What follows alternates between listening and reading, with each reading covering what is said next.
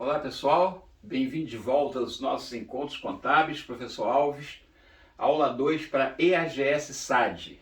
Foco na missão, vamos em frente aos nossos trabalhos rumo ao sucesso. Nós estamos roteiro, sempre lembrando o roteiro, tá? A gente está ainda no tópico 1, como eu disse, né? Vai da aula 1 à aula 3. E esta aula, tópico 1, aula 2. A gente vai tratar de patrimônio e outros assuntos relacionados a esse tópico. Perfeito? Vamos firme, caminhada é longa. Na aula anterior, nós vimos que a contabilidade é uma ciência social. O seu objeto, em cima do que ela trabalha, é o patrimônio. E vimos que o objetivo da contabilidade é prestar informações sobre esse patrimônio. Portanto, patrimônio é um assunto de agora muito importante. Esses conceitos que estão circunscritos dentro daquilo que a banca tem cobrado. Perfeito? Então é importante saber alguns detalhes a mais sobre o patrimônio. Vimos também que a ciência contábil é influenciada, a contabilidade, melhor dizendo, ela é influenciada pelos princípios contábeis, pré-COC, vimos cada um deles, influenciada pela Lei 6404 de 76, que é a Lei das Sociedades Anônimas, e pelas normas brasileiras de contabilidade, né, as técnicas gerais. Normalmente não, sempre editadas pelo Conselho Federal de Contabilidade. E normalmente, aí sim, atendendo ou vinculando ou normatizando algum pronunciamento do CPC, Comitê de Pronunciamentos Contábeis. Vimos também que a contabilidade, para atingir seus objetivos, usa técnicas, dentre as quais duas merecem destaque: escrituração e demonstrações contábeis. Análise de balanço e auditoria a gente não vai estudar, mas escrituração sim e demonstrações contábeis, são as técnicas. Vimos que dentro de um período de um ano, que é o chamado exercício social, ela precisa fazer todos os registros sobre o patrimônio e variações dele. Que registros são esses? São aqueles registros que vão assentar em livros os fatos econômicos, chamados fatos contábeis ou fatos administrativos. Perfeito? Muito bem. Então, patrimônio, conceito importante, não posso esquecer, conjunto de bens, direitos e obrigações, vimos isso na aula 1, de uma pessoa física ou jurídica, avaliado em moeda, importante complemento. O patrimônio tem que ser avaliável em moeda, não pode ser um patrimônio que não caiba a avaliação, não tem como, tem que ser possível avaliá-lo em moeda. Pois bem, primeiro item do patrimônio, bens, coisas capazes de satisfazer necessidades humanas, conceito do livro, tá? Suscetíveis de avaliação econômica, ou seja, tem que ser possível avaliar economicamente. Bem, tudo que a empresa possui para usar, consumir e trocar. Então os bens eu posso classificar logo assim, ó, são de uso, ou são de consumo, ou são de troca. Podem ainda ser materiais, aí é uma classificação quanto à constituição física, né? Eles podem ser materiais ou tangíveis ou concretos, são aqueles que têm corpo físico, como móveis, dinheiro, veículo, etc. Isso é fácil de entendimento, tranquilo? E agora pode ser também imaterial ou intangível, aí já não tem corpo físico, não tem matéria, aí são naturalmente alguns gastos que a empresa realiza e que não tem a contrapartida um bem que você possa tocar, né, tanger. Daí são chamados bens imateriais. Os clássicos que sempre caem em concurso são fundo de comércio e marcas e patentes. O que seria fundo de comércio ou ponto comercial? Fundo de comércio é um comércio que você adquire por um valor maior do que vale os bens materiais, por alguma razão econômica que gera uma vantagem, um retorno econômico, além do que pressupõe os bens materiais. Exemplificando, dois quiosques, um ao lado do outro, que você compre, por exemplo, para montar uma empresa. O quiosque vai ser a empresa. Os dois quiosques, igualmente montados, com a mesma estrutura, um pode ter um valor X e o outro pode ter 5X. Esse valor de 4X a mais do segundo é um valor imaterial, o que se chama de fundo de comércio. Porque apesar de ele ter os mesmos itens que o outro quiosque tem, ele tem algo que atrai mais clientes, faz com que ele tenha uma renda, né, uma arrecadação ou um ganho maior do que o outro. Isso nós chamamos de ponto comercial, ele é valorizado, né? E marcas e patentes é quando a gente registra alguma marca que se valoriza com o tempo, né? Coca-Cola é uma marca importante, tem um valor imenso. A Coca-Cola não é nada tangível, o nome, né, a marca.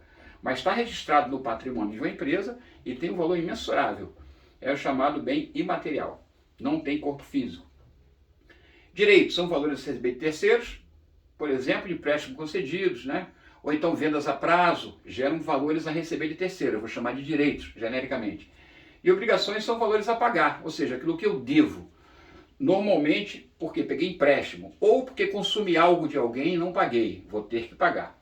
Então, genericamente, eu posso dizer assim, ó, patrimônio, bens, tudo que é para uso, consumo ou troca.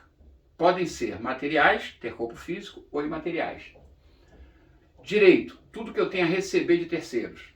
Normalmente eu vou colocar essa expressão e no finalzinho dela eu vou botar a receber, né? Então, empréstimo, a receber, ou valores a receber de terceiros, ou pode não ter esse nome a receber, mas dá a ideia de cliente. Clientes são valores que eu tenho a receber, por venda a prazo, por exemplo, ok? E obrigações é normalmente o a pagar, salários, a pagar, empréstimo, a pagar, duplicatas, a pagar, são as minhas obrigações. O conjunto forma o patrimônio. Tranquilo? Muito bem. A gente pode olhar o patrimônio de dois aspectos. Na aula anterior nós vimos uma questão que falava somente do aspecto quantitativo, né? Estava até errada a questão. A verdade é a seguinte, é que a ótica do patrimônio nos induz a dois aspectos relevantes. O qualitativo diz respeito ao que é que compõe o patrimônio. Por exemplo, tem dinheiro, tem muito direito, tem obrigação, tem mercadoria, tem imóveis.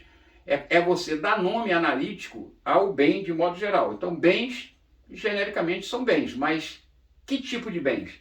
Quando você fala do tipo, fala da qualidade, é o aspecto qualitativo do patrimônio. Então, eu tenho bens móveis, eu tenho bens de uso, né, móveis, utensílios, eu tenho veículos, eu tenho bens de troca, né, mercadoria, por exemplo, estoque de mercadoria. Esse é um aspecto qualitativo. E o aspecto quantitativo é quanto vale, né? Quanto vale tudo que você tem. O que você discriminou de qualidade, quanto vale em valor, seria o aspecto quantitativo. Tranquilo? Somente um conceito simplesinho, porque é muito cobrado também em concurso. Por convenção, disse na aula anterior, ativo é o conjunto do bem e direito. Isso vimos na aula anterior, né? E o passivo, as obrigações. Então, a gente vai sempre imaginar assim, quando eu visualizar um patrimônio, eu sempre vou ver o ativo como sendo o conjunto dos bens e direitos e o passivo como sendo as obrigações. Beleza? O que a norma fala a respeito? A norma brasileira de contabilidade. Isso nunca caiu no EGS. Sim, nunca caiu, mas nada impede que caia. Né? Uma outra forma de definir o ativo. Ó. O ativo, eu sei, conjunto de bens e direitos. Ponto. Só que a norma fala em recurso econômico, ela não fala em bens e direitos, fala recurso econômico, que é a mesma coisa. O que é um recurso econômico? É um direito que tem potencial de produzir bens, ou benefício, melhor dizendo, perdão, econômico. Recurso econômico, então, é um recurso que eu tenho hoje, que vem de eventos passados e que podem gerar benefício econômico. Futuro, faltou a palavra futuro aqui. O que seria isso? É o mesmo conjunto de bens e direitos que eu tenho. O que ele está dizendo é que esses bens e direitos são recursos que eu tenho agora, como resultado de coisas passadas, e que eles têm potencial de gerar benefício econômico futuro. Qual seria o benefício econômico futuro? Seria ou eu receber em equivalente de caixa, em dinheiro, ou eu dar ele em troca de extinção de uma obrigação. É um benefício econômico, concorda? Então, tudo aquilo que tem no ativo e gera um benefício econômico futuro, você pode imaginar qualquer coisa. Uma máquina que você tenha gera um benefício econômico. Por quê? Essa máquina, por exemplo, pode produzir, sei lá, uma mercadoria, um item que você vende, vai gerar entrada de caixa. Ou eu não quero nem usar essa máquina, eu quero dar em troca de uma dívida que eu tenho. Também é um benefício econômico que você vai ter, concorda? Você vai dar a máquina e vai perder a obrigação. Então, a norma define assim, ativo é recurso econômico no presente, controlado pela entidade, tem que ter o controle, e como resultado de evento passado. E fala que o passivo é uma obrigação. A gente já viu isso, é a mesma coisa que o conceito, digamos assim, geral, né? Doutrinário. É obrigação. Só que a norma fala obrigação presente, ou seja, ela tem obrigação hoje de transferir, num prazo determinado, um recurso econômico, como resultado de evento passado. Em outras palavras, é uma obrigação que eu tenho agora, para pagar agora ou daqui a algum tempo, e para extinguir essa obrigação eu tenho que entregar algum recurso econômico, ou seja, alguma coisa que eu tenha no ativo. Ou é dinheiro ou um outro tipo de bem. Então, note que são conceitos distintos, uma forma específica da norma, por quê? Porque ela quer abranger, né? Ela quer colocar uma convenção mais internacionalizada. Então, doutrinariamente, pedagogicamente, aqui, a gente falava simplesmente assim, o ativo é bem e direito, sim, mas falando de uma forma mais ampla, o bem e direito é um recurso econômico. é um recurso que você pode usar na economia para gerar benefício. E o passivo é a obrigação. Não mudou nada, passivo é a obrigação. Só que ele especifica, é uma obrigação agora que eu vou ter que transferir um recurso para alguém em algum momento. E por fim, fala do patrimônio líquido, que é a participação residual nos ativos da entidade, após dedução de todos os seus passivos. Ou seja, o patrimônio líquido é como se fosse o salário líquido, né? Tem o salário bruto, aí tem os descontos, como se fosse a dívida, sobe o salário líquido. Aqui é a mesma ideia. Você tem uma relação de coisas, de recursos econômicos, de ativos, bens e direitos, retirando as obrigações, sobra algo ainda que é seu. Aí você chamar de patrimônio líquido. Então é o valor residual dos ativos, tá? Depois deduzido todos os passivos. Definido o que está na norma, vamos ver agora graficamente. Sempre que você imaginar um patrimônio seu ou de qualquer empresa, facilita você olhar na forma de T. Lado esquerdo vai ser o valor do ativo, ou seja, os elementos positivos. Por que positivos? Veja que nós estamos falando de convenção. Positivo porque é bom para você. O que você tem no ativo, bem, dinheiro, caixa, estoque, móveis e utensílios, são coisas boas que podem te gerar benefícios futuros. Ou seja, pode gerar dinheiro entrando para você, ou pode gerar extinção de obrigação, coisas boas. São elementos positivos, bons por isso. E já o passivo são elementos negativos, porque vão subtrair do que você tem. Aquilo que você tem, tu vai entregar alguma coisa para quitar uma obrigação. E essa obrigação, ela é um nome genérico, mas vai ter nomes específicos. Vai ser obrigação com salário, por exemplo. Por quê? Alguém trabalhou para mim. Obrigação com duplicata. Por quê? Porque eu comprei algo a prazo. O imposto a pagar. Por quê? Porque eu estendi no fato gerador de imposto, tem que pagar o governo. Enfim, obrigações são elementos negativos. Então, observe. Esse T grande aí do patrimônio é a forma pela qual eu oriento que a partir de agora todos nós vejamos um patrimônio. Logo, vai imaginar o quê? Um T. A esquerda eu vou chamar de ativo por convenção, eu vou relacionar tudo que eu tenho. E a direita eu vou chamar de passivo por convenção, vou relacionar tudo que eu devo. Tá? O lado ativo vai ser positivo, vai ser bom para mim. O lado passivo vai ser negativo, ruim para mim. Essa é a primeira ideia. Patrimônio líquido, então, como eu defini, grupo juntamente com bens, direitos e obrigações iguala, completa a equação. Como assim? É porque, observe, vê se está numa frente aqui, dá para ver. Aqui, observe. Vamos voltar o slide anterior. Esse slide anterior aqui, vamos lá.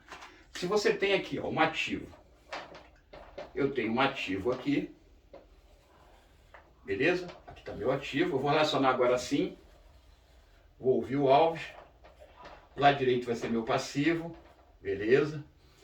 Essa forma visual aqui a gente chama de, essa representação gráfica a gente chama de balanço, de balança mesmo, né? De equilibrar. Balança tem que estar sempre em equilíbrio.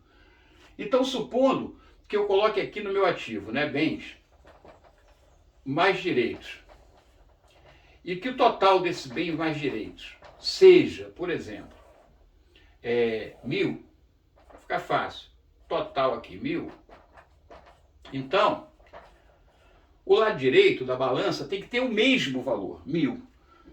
Do lado direito eu tenho obrigações genericamente, aqui no passivo, com aqueles nomes ali, você pode imaginar assim, ó, que vão, por exemplo, totalizar 400.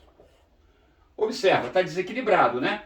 Eu tenho de valores positivos esse valor de 1.000 e tem de valores negativos esse valor de 400.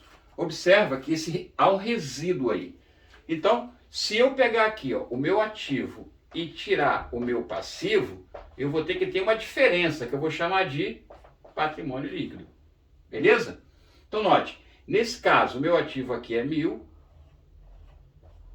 o meu passivo aqui é 400, aí você fez uma conta rápida aí, né? 1.000 menos 400, 600. Então, tem que entrar aqui em outro grupo, tá? Eu vou separar aqui, é passivo, só que eu vou chamar ele de patrimônio líquido, a partir de agora. Ah, você pode chamar de outro nome? Pode. Situação líquida, pode chamar de origem própria, capital próprio. A gente vai ver na descrição, no material, na descrição tem lá todos os sinônimos. Então, essa diferença aqui, 1.000 menos 400, será de 600. Vai ter que entrar aqui para totalizar o meu 1.000. Ok? Pronto, fechou o balanço. Sempre será dessa forma, note. Aqui eu coloquei só o positivo e negativo. E no próximo, definir patrimônio líquido, né? Que é para igualar. Aí você vê aí, ó, fechando o patrimônio líquido, também será um nome genérico, né, um nome amplo, que vai ter elementos. É um conjunto que tem elementos dentro dele. Assim como a obrigação tem elementos. Ó. Qual é o elemento das obrigações? Elemento seria o nome analítico da obrigação, salário a pagar, tem vários nomes. Como o passivo também, ó, como o ativo também, perdão. O ativo tem bens, mas quem são esses bens? Pode ser caixa, pode ser estoque, depende da empresa. Passivo é a mesma coisa, é obrigação, parte negativa, mas tem também que discriminar a obrigação com salário, com duplicata, com imposto, tá? E o patrimônio líquido, que é a diferença, também tem que ser discriminado por nomes. O primeiro, e nunca pode faltar, é o capital social. É o primeiro item que surge em qualquer patrimônio, é o capital chamado investimento inicial. Depois tem outro, eu botei reserva de capital só para enfeitar, mas eu quero que você fique só na ideia de que capital é o mais importante. Tem que ter capital no patrimônio líquido sempre, independente de qualquer coisa. Aí sim, você tem a igualdade patrimonial, você tem o equilíbrio, né? O total da balança. É desta forma que se enxerga um balanço patrimonial, é desta forma que a gente vai enxergar um balanço. Ok? Muito bem, indo de frente. A equação fundamental, ó. Ativo menos passivo é igual situação líquida, ou PL. Você pode chamar de qualquer nome ali, ó. Situação líquida, passivo não exigível, capital próprio, passivo fictício, origem própria e por aí afora. Perfeito? Tranquilo então. Vamos em frente? Vamos. Já enxerguei meu patrimônio na forma de balanço. Já sei que todas as vezes que eu for fazer aquela demonstração no final do exercício que nós vimos, uma das mais importantes, se não a mais importante, será justamente essa, o balanço patrimonial. Onde de um lado eu tenho tudo que eu possuo, do outro eu tenho tudo que eu devo e tem a diferença para igualar a balança que eu vou chamar de patrimônio líquido. Beleza? Tranquilo. Então vamos lá. O que agora a gente vai começar a ver? Agora vem uma parte mais grossa, né? Mais densa. É entender a ideia de débito e crédito. Note que, quando a gente fez aqui, nós falamos que o ativo é positivo e nós falamos que o passivo é negativo. Só que você não imaginou o seguinte, eu quero que você imagine. Essas obrigações, assim como esse patrimônio líquido, tem necessariamente que estar ligado ao ativo. Como assim, Alves? Olha, você não pode escrever uma obrigação sem escrever uma contrapartida. Você não pode escrever um patrimônio líquido sem escrever uma contrapartida. Significa que esse método das partidas dobradas é simplesmente o seguinte. Toda vez que eu escriturar um valor como obrigação, eu tenho que escriturar um ativo. Ou algum outro item para contrabalancear, né, para fazer o equilíbrio. Essa é a ideia da partida dobrada. Partida dobrada significa lançamento dobrado. Então a gente vai chamar, por convenção, o lado passivo vai ser credor. Por quê? É como se ele estivesse emprestando valores para o ativo existir. Por isso o ativo vai ser devedor. Tá? O ativo é devedor e o passivo é credor. Alves, mas por que tem que ser assim? Pense da seguinte forma. O ativo é devedor porque ele só existe graças a um passivo que surgiu. Em outras palavras, essas obrigações aqui eu vou chamar de origem de terceiros. Ou seja, são terceiros que deram valores, que foram para onde? Para o meu ativo. Por exemplo, entrou 400 aqui de obrigação, mas entrou 400 aqui em dinheiro. Entrou 600 aqui de capital, mas entrou mais 600 aqui em imóveis, por exemplo. Então totalizou 1.000. Notaram? Sempre tem que haver uma relação. Então eu vou entender da seguinte forma. Devedor, débito é dívida. Só que eu vou sempre pensar na contabilidade que a dívida é entre, abre aspas, pessoas que eu vou nominar como se fossem pessoas, mas não são pessoas de verdade. O ativo não é uma pessoa, é uma convenção. Então, o ativo ele é composto por bens de direito, que também, bens de direitos, que tem vários nomes. Todos os elementos, bens e direitos do ativo serão devedores. Como assim? Eles vão dever sua existência a quem os originou. Nada cai do céu, concorda? Primeiro item que você começa uma empresa é o capital inicial. Quem dá o capital inicial para começar? São os sócios. Então, o sócio é representado aqui pela palavra capital social. Então vamos supor, o capital social, que representa o sócio, é credor, ele originou, de origem própria, que é origem própria, ele originou 600. Quem recebeu? Alguém aqui do ativo. Esse alguém pode ser móveis, esse alguém pode ser o caixa. Notaram a relação de débito, que é sempre uma dívida, né? De uma conta, um elemento, é aquele que recebe o valor, quem recebe deve. E crédito é direito de uma conta, ou seja, quem emprestou o valor para outro existir. Então eu tenho que me desvincular do que eu sei de débito e crédito e pensar da forma mais simples. Débito é dívida, quem recebe deve. Crédito é direito, quem empresta tem direito. Essa é a ideia. Por isso que é sempre credor o lado passivo, porque ele empresta valores para o ativo existir. Podem ser origem de terceiro, ou seja, podem ser obrigações que eu tenho que devolver, ou podem ser obrigações que eu não tenho que devolver, que é a origem própria. É o caso, por exemplo, do capital social. Ah, mas o sócio não vai receber de volta? Não, ele vai receber lucros, né? O capital social em si não, ele vai deixar aplicado na empresa. Então, todo o passivo é chamado credor porque ele empresta recurso para o ativo existir. Então, todo o lado passivo, né, seja a origem de terceiro ou seja a origem própria, eu vou chamar que é o lado das origens. A norma fala em reivindicações, ou seja, são originários do patrimônio. E todo o lado passivo, com os bens e direitos, eu vou chamar de aplicações, ou seja, aquelas origens estão aplicadas em quê? São as minhas aplicações. Aplicadas em bens, em direito. Então o ativo como um todo, o total dele, é chamado de aplicações.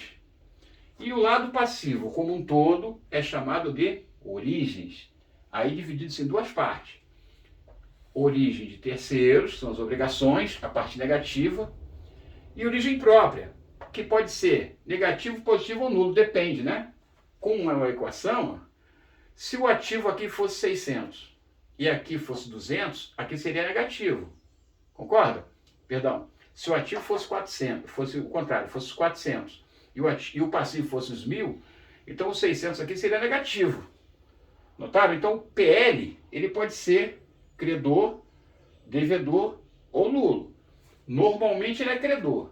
Então o lado passivo, inclusive o PL, normalmente é credor porque são origens, emprestam valores. Primeira noção de débito e crédito, tá? Emprestam valores para que o ativo existe. Por isso que o ativo é devedor, porque ele recebe valores do lado passivo. Tá? É uma ideia nova, é uma ideia difícil, eu entendo, mas a gente vence de que forma? Trabalhando devagar, entendendo momento a momento. Agora eu estou falando do método de uma forma bem simples. Só a primeira ideia de débito e crédito, né? Então débito é dívida. Dívida de quem?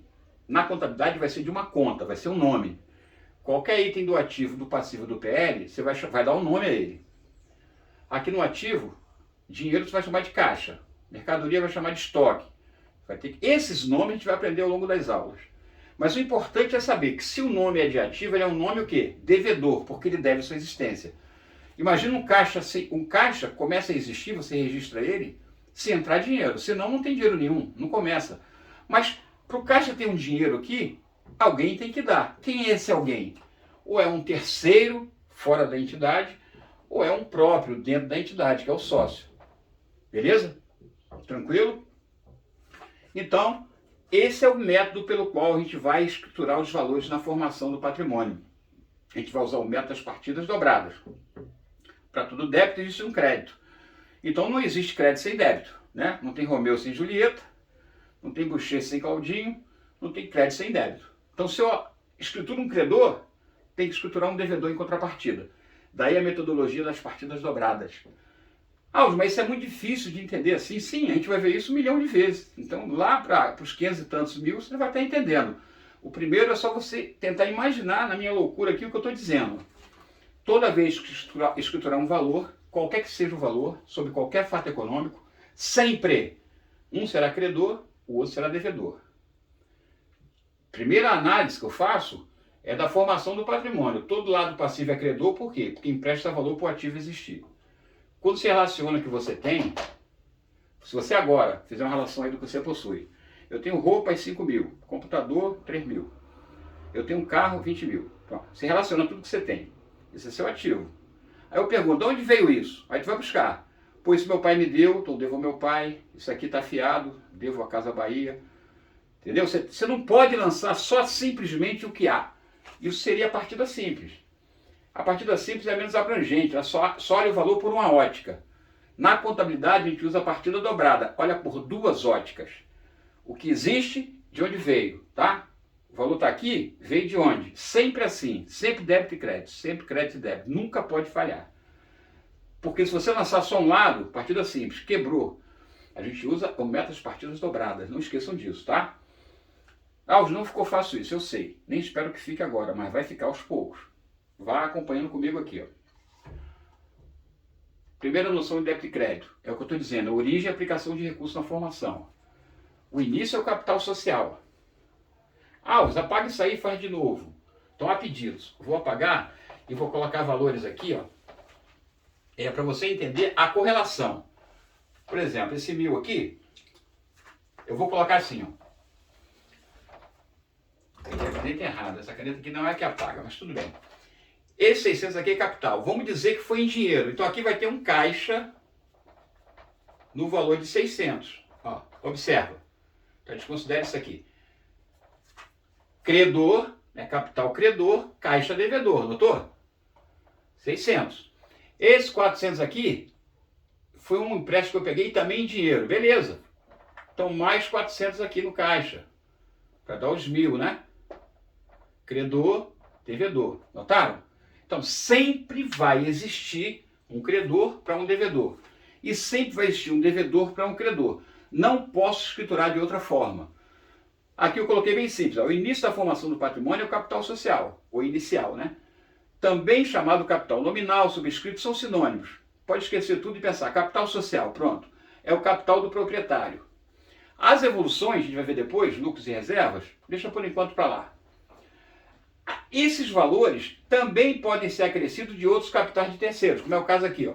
Além dos 600 do capital, eu peguei mais 400 com os outros. Tudo bem. Então a gente pode resumir assim, esses valores que eu peguei emprestados são as origens. Seria mais ou menos assim, ó. Por um lado só. Peguei um empréstimo a pagar de 1000. E peguei com sócio 1000, em dinheiro. Vamos supor que foi em dinheiro. Então, total à disposição, o passivo é credor, é a origem, onde vem o recurso. Veio o recurso de um tal do empréstimo a pagar, que é um nome, eu vou chamar de conta, né? É uma conta contábil com esse nome, porque aqui a dívida podia ser com outra coisa. Nesse caso foi com um empréstimo. Então, empréstimo a pagar é credor de 1000. Ele é uma conta de natureza credora, ela é uma conta de natureza credora, por quê? Está emprestando 100, perdão. O capital social é outra conta de natureza credora, 1000. Esse representa um terceiro que eu tenho que devolver, é negativo. Esse representa o sócio, eu não tenho que devolver, então não é negativo, é bom para mim, né? Tudo bem, isso é a origem, é uma ótica. Mas eu posso escriturar só assim? Não. Eu tenho que escriturar também o lado das aplicações. Ó.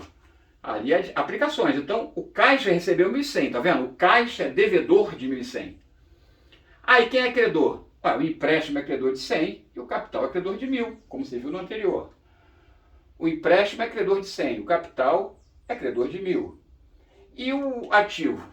O caixa é devedor do 1.100. Aí fechou a ideia, origem de aplicação, ó. Total. Eu chamo aqui de capital total à disposição, total do passivo 1.100. Capital à disposição, total das origens. Capital aplicado, total devedor. Tá vendo? Eu chamo também de patrimônio bruto. Patrimônio bruto. Por quê? Do patrimônio bruto, se eu tirar a dívida, que é o 100, ó, 1.100 menos 100, vai dar o que resta, que é o patrimônio líquido. Capital social aqui representa o patrimônio líquido. Entenderam a ideia? Primeira noção de débito e crédito. Origem, credor, passivo, ativo, devedor, recebe esse valor. O ativo, nesse caso, é sempre igual ao lado passivo mais o PL. Essa é a primeira ótica do débito e crédito. Esse é o primeiro momento que eu vou pensar em noção de débito e crédito. Tá? Então, vamos lá. Meu patrimônio, eu olho na forma de balanço. À direita, eu coloco os credores do patrimônio. À esquerda, os devedores. Agora, os credores e os devedores são contas, na verdade, que vão representar, né? Aqui, a conta empréstimo a pagar representa a minha parte negativa, obrigação com terceiros. Aqui, capital social dentro do meu PL representa a obrigação com o sócio e ambos são credores, emprestaram para um devedor apenas, que é o caixa. O caixa recebeu os 1.100. Primeira noção de débito e crédito. Tranquilo, gente? Muito bem. Então vamos em frente. Como é que cai na prova? Uma questãozinha que desse ideia, né? Observando o balanço patrimonial da empresa Fox Papa, podemos afirmar o seguinte: a origem de recurso encontra-se no ativo. Não, a origem de recurso é sempre no lado passivo. Está errado. A origem de recurso é o capital de 2.000. É uma origem de recurso, sim, o capital de 2.000. Tudo bem. Mas aqui também é origem, só que é de terceiros.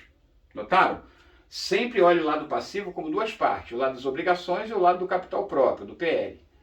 Então, ó, a origem de recurso é o capital de 2.000. Sim, isso é verdade. Mas também tem origem de terceiros, 1.500. Ó. Então, a origem de recurso, na verdade, não é 2.000, é 3.500. Beleza? Muito bem. A origem de recurso é o caixa. Não, caixa não é origem, é a aplicação, é o devedor. D. A origem de recurso encontra-se no passivo de 3.500. Aí sim é verdade. Ó. Origem de terceiros, 1.500. Origem própria, 2.000. Então, resposta correta, letra D de dado. Ou D de jeans. Como queiram. Viram como é que é tranquilo? Relacionar as colunas. Aqui é mais para o enfoque dos bens e direitos, né? Para classificar. Bens imateriais, obrigações, direitos e bens materiais. Vamos lá. Ó, promissório a receber. Ah, receber é um direito. Se é direito, então eu vou botar o 3. Colocar o 3 ali. Pode ser letra A, B ou D. Fundo de comércio. Lembra, é um bem imaterial. Né? Bem imaterial está no 1. Então seria 3.1. Ó, 3.1 pode ser o A ou B. Tá tudo certo. Impostos a pagar, obrigações. É o 2. Então, 3.1.2. Aí já está dando letra B, não é isso? E 4 é computador, que é um bem material. Portanto, resposta correta é letra B. É assim que é cobrado no concurso. Note, a parte complicada aqui é entender a origem e aplicação. Essas classificações são mais fáceis, porém, só fica realmente tranquilo quando começa a dominar o conceito de conta, né? E nome de contas, variedades delas. Contas de ativo, conta de passivo, tem várias. Você já sabe o nome do conjunto, ativo, bens e direitos. Mas esses bens e direitos se desmembram em vários nomes. Se você confundir o nome de ativo e achar que é passivo, pronto, acabou tudo. É isso que a gente não pode confundir. Mais uma. Podemos exemplificar quanto ao aspecto qualitativo, né, qualidade que os bens patrimoniais de uma empresa são. Ó, qualidade, ele não está falando de quantidade, ele quer saber então de qualidade, tipo de bem e direito. Letra A, dinheiro é qualidade, veículo, beleza. Promissório a receber, aí não seria bem, né? Beleza? Ele quer, no aspecto qualitativo, ele quer os bens patrimoniais. Ah, letra A não é correto, por quê? Porque tem promissório a receber que não é bem, é direito. Letra B, máquina é um bem, beleza. Duplicata a pagar é uma obrigação, já não é um bem. Dinheiro é um bem, tudo bem, mas duplicata a pagar não é. C, dinheiro é um bem, tá certo. Imposto a pagar é obrigação, é passivo. Duplicata a pagar, obrigação, passivo, tá fora. Letra D, dinheiro é um bem de troca, né? Bem numerário. Veículo é um bem de uso material. E máquina é um bem de uso material. Resposta correta, D de dado. Valeu, pessoal? E por fim, ultimazinha aqui, ó. VOF. Na representação gráfica do patrimônio, o lado direito representa bem e direito. Não, o lado direito representa o quê? Passivo e PL. Os elementos positivos do patrimônio são denominados componentes ativos. Elementos positivos são ativos, verdade. Então, falso e verdadeiro. Já é letra A, né? Mas vamos em frente. Os elementos negativos do patrimônio são denominados componentes passivos, está correto. Os direitos e obrigações formam um grupo de elementos negativos do patrimônio. Direitos e obrigações formam um grupo de elementos negativos? Não. Negativo é só obrigações. Beleza? Então vamos lá. Representação gráfica do patrimônio, lado direito representa bem direito. Falso. O elemento positivo são denominados ativo, verdadeiro. Então falso, verdadeiro. Letra A. Os elementos negativos, passivo, verdadeiro. E esse é falso. Então resposta é a letra A. Foi? Muito bem. Com isso nós chegamos ao final da segunda aula. Rápida, rasteira. Observa que eu não fui muito enfático ainda na parte específica de débito e crédito. Por quê? Primeira noção. Vamos ter a segunda noção na aula que vem, a terceira noção, aí vai começar a consolidar na sua cabeça essa ideia. Mas o que eu quero que fique hoje para você é, o patrimônio eu visualizo na forma de T, à esquerda são os valores positivo, ativo, formado por bem e direito, à direita do T fica a parte negativa, obrigações, complementada pelo PL. Então, à esquerda fica a parte de obrigações, está aqui. Mas complementada pelo PL. Para quê? Para formar o equilíbrio da balança. Então, o lado direito é origens próprias e de terceiros, total das origens. O lado esquerdo são as aplicações, é todo o ativo. E os dois juntos na forma de T formam o equilíbrio ativo menos passivo igual a PL. Formam o equilíbrio patrimonial. O equilíbrio da balança, né? Balança barra balanço patrimonial. Ficamos por aqui. Um forte abraço. Não se esqueçam que o material vai estar na descrição do vídeo. Tem mais questões para a gente resolver, tá? Aqui fomos só até a 4. Lá tem mais questões, sempre no mínimo 10. Você pode pegar o material, fazer, sempre relendo a aula anterior e a atual e tentando fazer os exercícios. A gente se vê na aula 3. Forte abraço. Até a próxima.